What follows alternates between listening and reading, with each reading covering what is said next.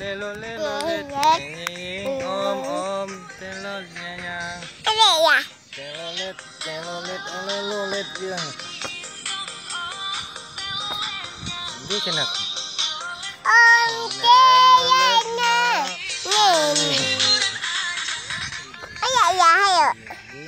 Intong tê lô lết nhàng